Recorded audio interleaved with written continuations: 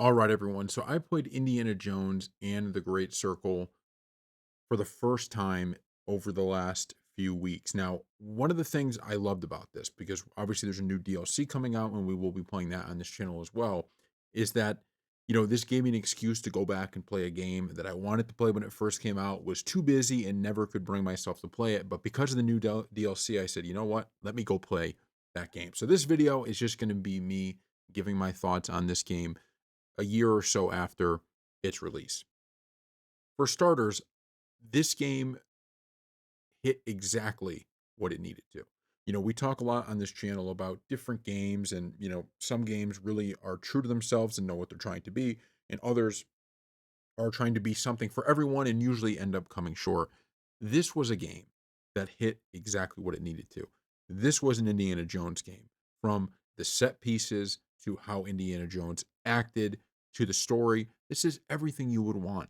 Everywhere I went, it felt like I was in a larger than life Indiana Jones experience, right? It felt like I was sitting in a theater and playing through an Indiana Jones movie. And if you had to ask what's the one thing you would want out of this game, that would be it. You're going into different cave areas, you're, sneaking around, you're finding these kind of mysterious relics, you're in the Vatican, you are in all of these different areas and all of these different set pieces, and each one of them really hits home.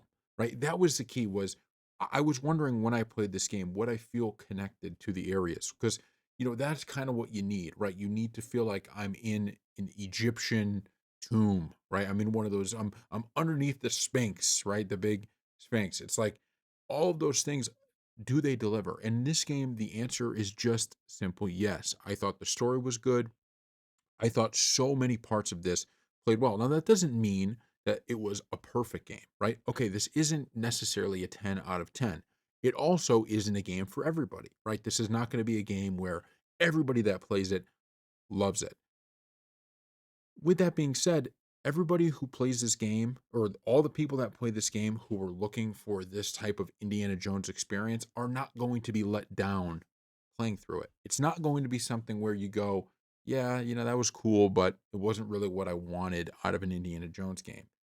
It wasn't. It just everything about it fit so well. The sneaking around, the perfect kind of mix, and it wasn't in every case, but the perfect mix between sure, you could be stealthy in a lot of areas, but you didn't have to necessarily be. It could be kind of a mix of both, and I thought it played super super well. In using the different things like the fire and like using like like a torch or something when the scorpions are there. The puzzles fit in really well. They weren't because of probably the difficulty I was playing on, but it wasn't one of those things where the puzzles were so hard that I got frustrated. It was pretty simply the puzzles were perfect, right? They were just enough to make you think a little, but at the same time, you were able to use your camera to get, tips and all of this stuff, and it worked out well. I never was in a situation where I was like, man, I just can't get past this mission. It's so annoying, and there still was a challenge. So it wasn't super easy. It just wasn't frustratingly hard either. And I think that was perfect for this game.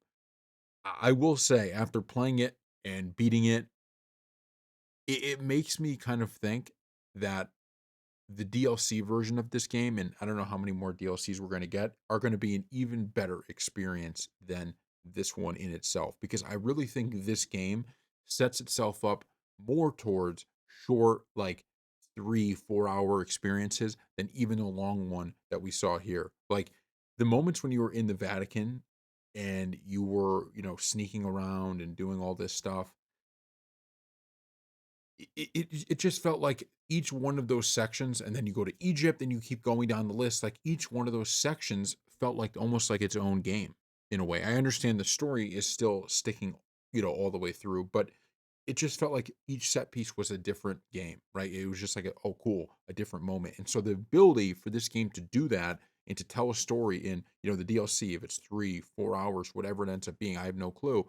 I think it will be even better because it's not going to feel like it's dragging on in any way, shape, or form. It's not going to feel like you have to just do things to do things.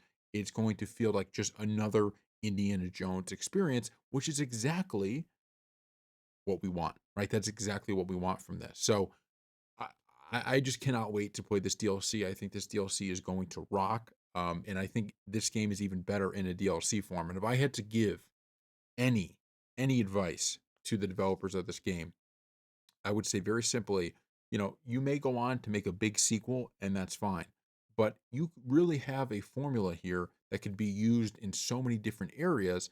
You don't have to say, look, let me charge, another $70 for the Indiana Jones experience if you're not playing it on the Xbox, which I think you could just get on Game Pass. But you don't have to charge that again. Like, just keep adding to this game, keep making these DLCs. And then if you do make a second game, you could really improve on spots where this thing went wrong. But even like I said, it's not a perfect game, but I really don't have one thing I could say where it's like that was a bad part of the game. I just think it has its limitations, but there's not one thing where I can point to and go, this part of it stunk, this part of it stunk, this part of it stunk. Like there was no part of the game that did that. It just really was a great game from beginning to end, and I had a lot of fun playing it.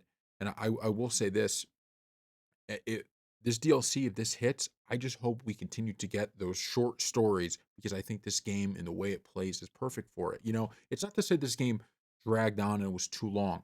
I'm not saying that. Look, I think a lot of people, part of it when I have this YouTube channel is when I'm playing a game, I'm like, all right, I want to kind of get to the end of the story. I'm enjoying it, but I want to get to the end of the story so I can, kind of give my thoughts on it. I'm excited to do the video just as much as I am playing the game.